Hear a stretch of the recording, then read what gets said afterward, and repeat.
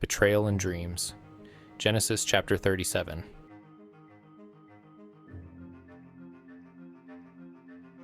Jacob lived in the land where his father had stayed, the land of Canaan. This is the account of Jacob's family line. Joseph, a young man of 17, was tending the flocks with his brothers, the sons of Bilhah and the sons of Zilpah, his father's wives, and he brought their father a bad report about them. Now Israel loved Joseph more than any of his other sons, because he had been born to him in his old age, and he made an ornate robe for him. When his brothers saw that their father loved him more than any of them, they hated him and could not speak a kind word to him. Joseph had a dream, and when he told it to his brothers, they hated him all the more. He said to them, "Listen to this dream I had. We were binding sheaves of grain out in the field, when suddenly my sheaf rose and stood upright, while your sheaves gathered around mine and bowed down to it." His brothers said to him, "Do you intend to reign over us? Will you actually rule us?" And they hated him all the more because of his dream and what he had said. Then he had another dream, and he told it to his brothers. "Listen," he said, "I had another dream, and this time the sun and moon and 11 stars were bowing down to me." When he told his father as well as his brothers, his father rebuked him and said, "What is this dream you had? Will your mother and I and your brothers actually come and bow down to the ground before you?" His brothers were jealous of him, but his father kept the matter in mind. Now his brothers had gone to graze their father's flocks near Shechem, and Israel said to Joseph, "As you know, your brothers are grazing the flocks near Shechem. Come, I am going to send you to them." "Very well," he replied. So he said to him, "Go and see if all is well with your brothers and with the flocks, and bring word back to me." Then he sent him off from the valley of Hebron. When Joseph arrived at Shechem, a man found him wandering around in the fields and asked him, "What are you looking for?" He replied, "I'm looking for my brothers. Can you tell me where they are grazing their flocks?" "They have moved on from here," the man answered. "I heard them say, 'Let's go to Dothan.'" So Joseph went after his brothers and found them near Dothan. But they saw him in the distance, and before he reached them, they plotted to kill him. "Here comes that dreamer," they said to each other. "Come now, let's kill him and throw him into one of these cisterns and say that a ferocious animal devoured him. Then we'll see what comes of his dreams." When Reuben heard this, he tried to rescue him from their hands. "Let's not take his life," he said. "Don't shed any blood. Throw him into the cistern here in the wilderness. But don't lay a hand on him." Reuben said this to rescue him from them and take him back to his father.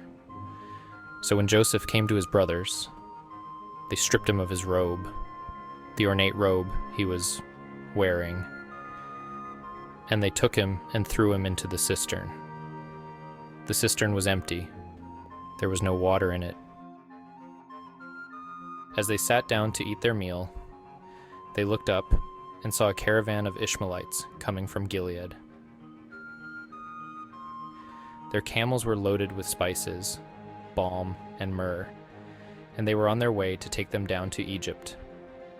Judah said to his brothers, "What will we gain if we kill our brother and cover up his blood? Come, let's sell him to the Ishmaelites and not lay our hands on him. After all, he is our brother, our own flesh and blood." His brothers agreed. So when the Midianite merchants came by, his brothers pulled Joseph up out of the cistern and sold him for 20 shekels of silver to the Ishmaelites, who took him to Egypt. When Reuben returned to the cistern and saw that Joseph was not there, he tore his clothes. He went back to his brothers and said, "The boy isn't there. Where can I turn now?"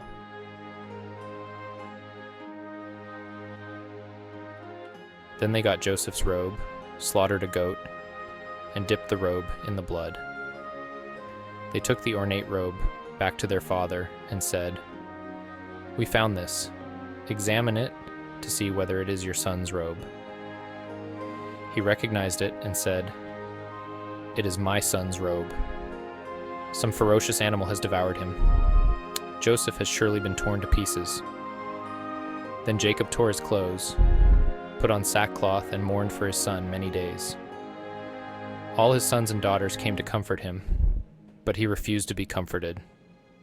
"No," he said, "I will continue to mourn until I join my son in the grave."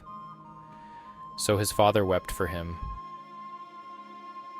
Meanwhile, the Midianites sold Joseph in Egypt to Potiphar, one of Pharaoh's officials, the captain of the guard. This is the word of the Lord.